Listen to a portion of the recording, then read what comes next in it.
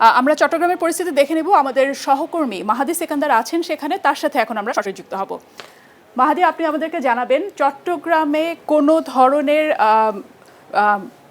নির্বিঘ্নে আসলে ভোট গ্রহণ সম্পন্ন হয়েছে কিনা, এটা আপনার কাছে প্রথম প্রশ্ন। আপনি পুরো চট্টগ্রাম থেকে এমন কোনো খবর পেয়েছেন কিনা যে কোনো একটা কেন্দ্রে সমস্যা হয়েছে, অথবা সার্বিক কী ধরনের ভোট গ্রহণ হয়েছে, এটা প্রথম প্রশ্ন।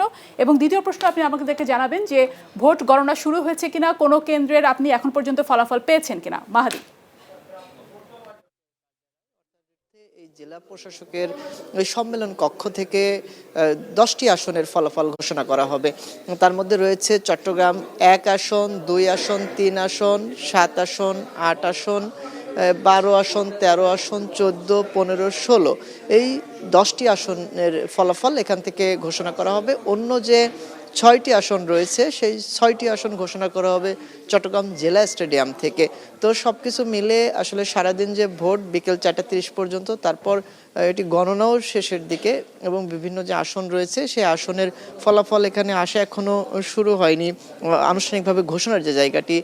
চট্টগ্রামের ফটিকছড়ি, চট্টগ্রাম 2 আসন, চট্টগ্রাম 1 আসন মিরসরাই, চট্টগ্রাম 3 সন্দ্বীপ, চট্টগ্রাম 6 রাউজান, চট্টগ্রাম 7 রাঙ্গুনিয়া এবং বোয়ালখালীর আংশিক নিয়ে, চট্টগ্রাম 12 পটিয়া, চট্টগ্রাম 13 আনোয়ারা ও কর্ণফুলী, চট্টগ্রাম 14 চন্দনাইশ ও সাতকানিয়ার আংশিক, চট্টগ্রাম 15 লোহাগাড়া ও সাতকানিয়া এবং চট্টগ্রাম যে 16 বাঁশখালী এই এলাকা নিয়ে এই আসনগুলো, সেখানকার ফলাফল যখন জেলা প্রশাসকের কার্যালয় অর্থাৎ রিটার্নিং কর্মকর্তার কাছে আসবে, তারপরই এই সম্মেলন কক্ষে সেটি আনুষ্ঠানিকভাবে ঘোষণা শুরু হবে। তখন আসলে কে এগিয়ে আছেন, কে পিছিয়ে আছেন, কতটি কেন্দ্রের ফলাফল এখানে এসে পৌঁছালো, সেসব বিষয়ে আমরা বিস্তারিত জানাতে পারবো। তবে চট্টগ্রামের এই জেলা প্রশাসকের সম্মেলন কক্ষ থেকে এখন পর্যন্ত আনুষ্ঠানিকভাবে কোনো ফলাফল যেহেতু ঘোষণা করা হয়নি, সেক্ষেত্রে আমাদের এই তথ্যটি এখনো আমরা জানতে পারিনি। যখন এই তথ্য জানানো হবে অবশ্যই আপনার মাধ্যমে আমরা আমাদের যারা দর্শক আছেন তাদেরকে আমরা